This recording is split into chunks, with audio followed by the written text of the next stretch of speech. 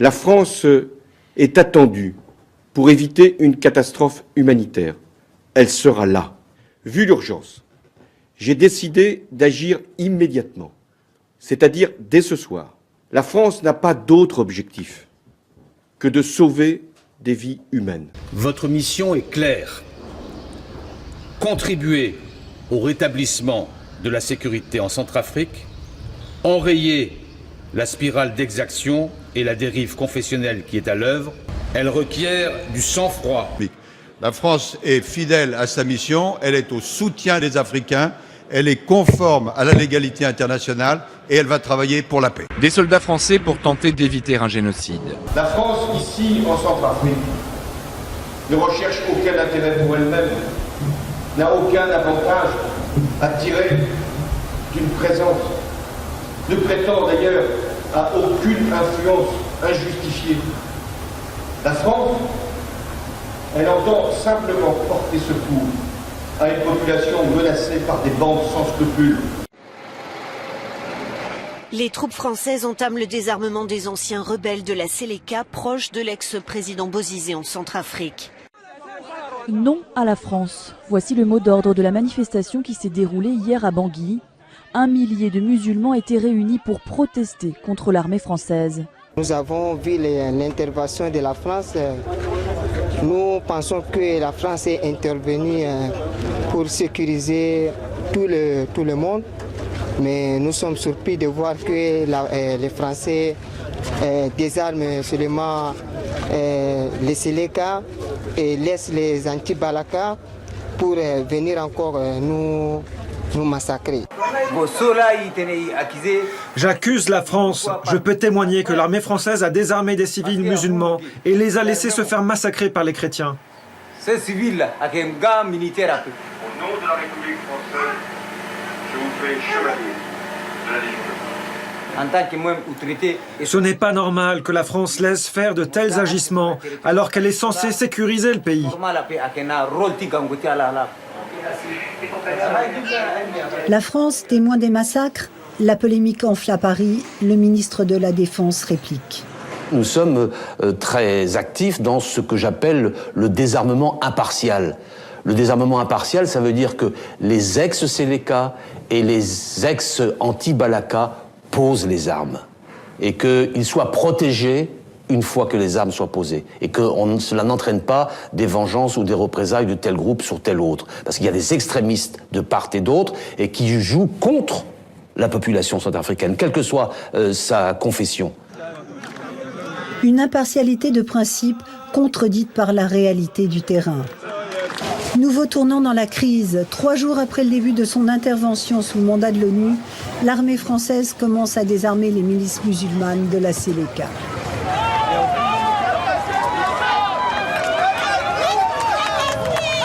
Les habitants des quartiers chrétiens applaudissent.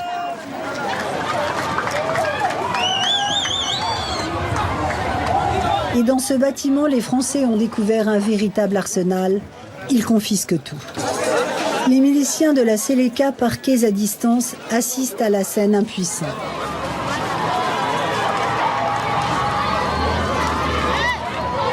Soudain, un mouvement de foule. Les habitants menacent et insultent 2 miliciens désarmés. Ils nous ont désarmés, ils ont tout pris chez nous.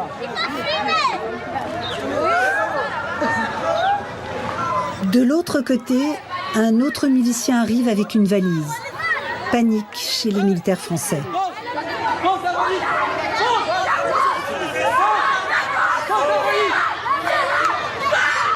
Recule, recule, recule, recule, recule. Il est aussitôt arrêté et conduit à l'écart.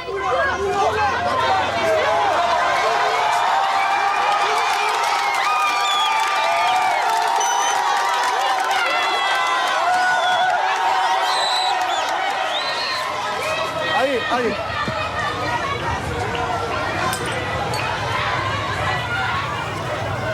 Dans cette maison, les Français ont déjà arrêté d'autres miliciens.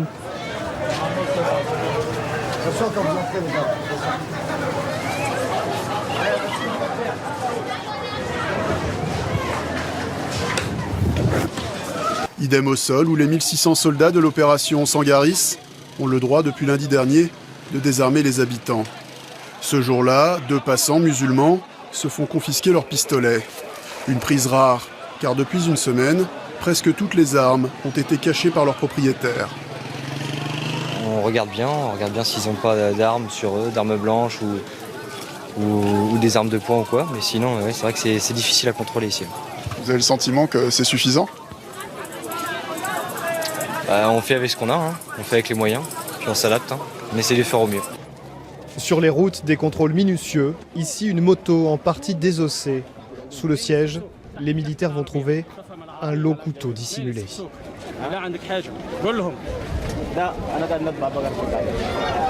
Juste à côté, la foule se masse devant une station essence où les Séléka avaient un QG. Les habitants soulagés de voir les Français rechercher les rebelles et leurs armes jusque dans une cuve à essence. S'il vous plaît, ouvrez la porte.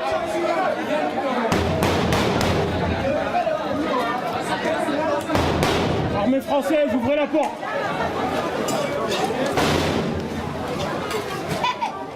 Pas d'armes ici, les hommes de la Séléka ont déjà caché leur arsenal ailleurs. Dans ce quartier majoritairement chrétien, plus personne ne veut entendre parler des rebelles de la Séléka, qui sont tous musulmans, alors quand 2 hommes en djellaba passent, la foule va les lyncher.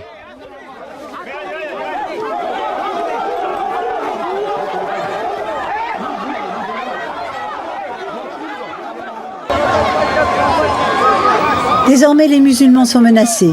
Dans un autre quartier de Bangui, la foule brûle des véhicules appartenant aux Séléka désarmés et pille leurs maisons. Après des mois de terreur, c'est le grand défouloir des chrétiens.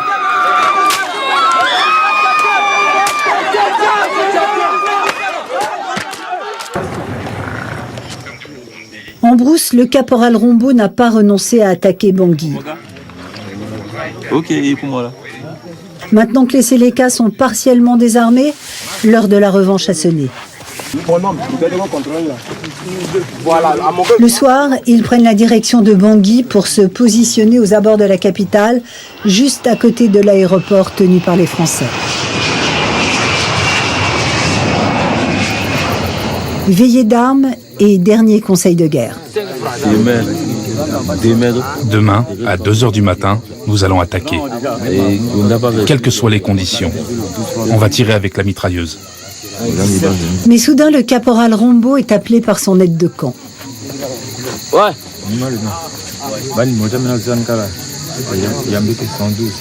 Et quand il revient, changement de programme. On m'a dit de ne rien faire demain. Ils m'ont dit qu'il y avait des mercenaires tchadiens et soudanais qu'ils sont en train de désarmer. Quand les Séléka seront désarmés, les Français vont nous laisser rentrer.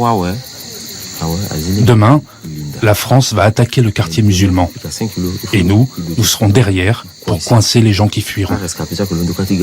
On parle aussi des scènes de vengeance qui sont décrites par un certain nombre de journalistes sur place qui relayent ces informations sur leur compte Twitter. Souvent, Adrien Jaulme est reporter pour Le Figaro.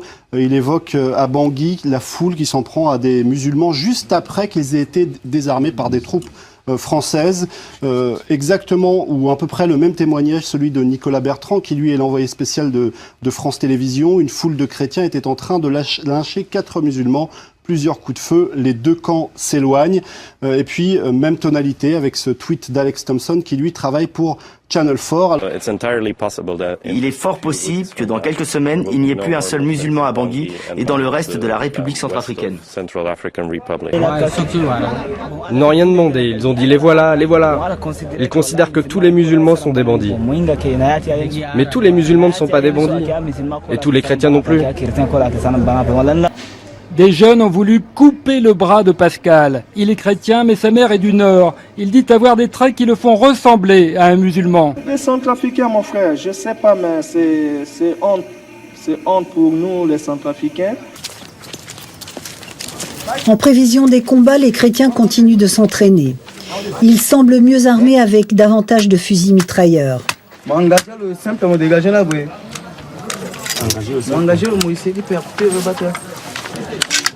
Retenez bien ce visage, cet homme est un lieutenant du caporal Rombo.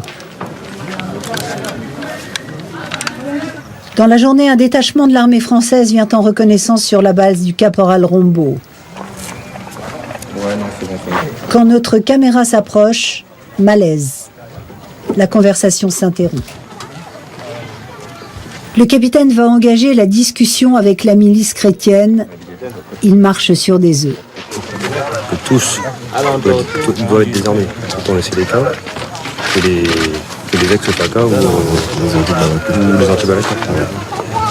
Il faut que tout le monde soit désarmé. Effectivement, aujourd'hui, je viens pas pour les armer, mais je viens pour passer un message. Un message de désarmement et de cantonnement. Alors ici, vous êtes cantonné ici. Oui. Hein? D'accord. Désarmer tout le monde par nous. On se rappelle? Sans problème. À bientôt. À bientôt. Visiblement, le désarmement des combattants chrétiens n'est pas à l'ordre du jour. Les Français repartiront sans saisir aucune arme. Notre interlocuteur prétend avoir eu des assurances de l'armée française. À la fin de la discussion, ils m'ont dit on se calme. Ils vont ratisser et dès que la voie est libre, on pourra avancer. C'est ce que l'adjudant m'a dit. Il m'a donné ses 2 numéros de téléphone.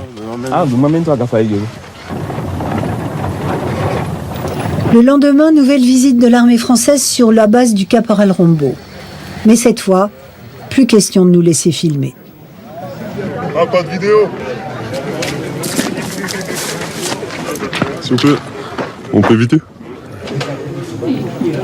Le 13e régiment de dragons parachutistes est une unité de force spéciale chargée de récolter du renseignement. Les chrétiens, eux, comptent sur l'armée française pour neutraliser les Séléka. Chacun semble y trouver son compte.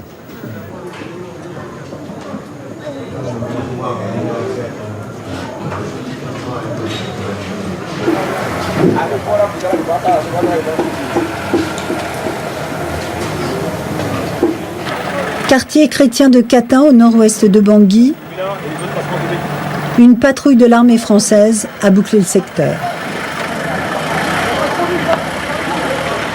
Là, a priori, d'après un renseignement population, à environ 200 mètres dans cette direction-là, il y aurait un groupe rebelle qui terrorise la population la nuit et qui détient pas mal d'armement. Voici l'homme qui a alerté l'armée française. Vous aidez les militaires français à faire leur travail? On monte la maison des musulmans, c'est les cas avec l'armée française pour faire le travail. C'était ça. En réalité, cet informateur n'est pas tout à fait un habitant du quartier. Souvenez-vous, c'est un des hommes du caporal Rombo que nous avions croisé sur sa base. En fait, les combattants chrétiens envoient l'armée française pour débusquer leurs ennemis. Retour sur le camp des combattants chrétiens aux portes de Bangui. Le caporal Rombo passe un coup de fil à un adjudant de l'armée française.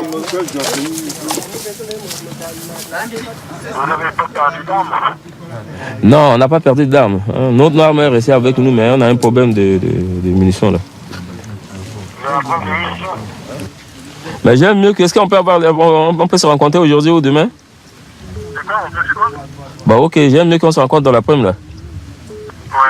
Ouais. Ah, j'ai beaucoup de choses à vous dire. 15h, 15h30. Ok. On fait comme ça? Oui, merci. Ok, alors à tout à l'heure. D'accord. Rendez-vous est pris, la réunion a lieu sur la base du caporal Rombo, loin de nos caméras. Nous n'avons pas le droit d'y assister.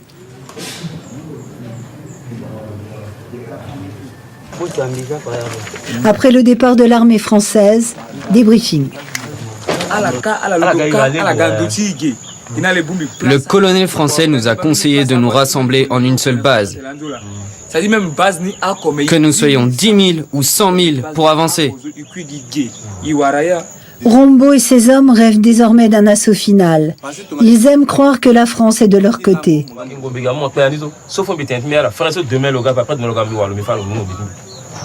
Ce soir-là, ils pensent avoir démasqué un traître dans leur rang. L'homme passe un mauvais quart d'heure.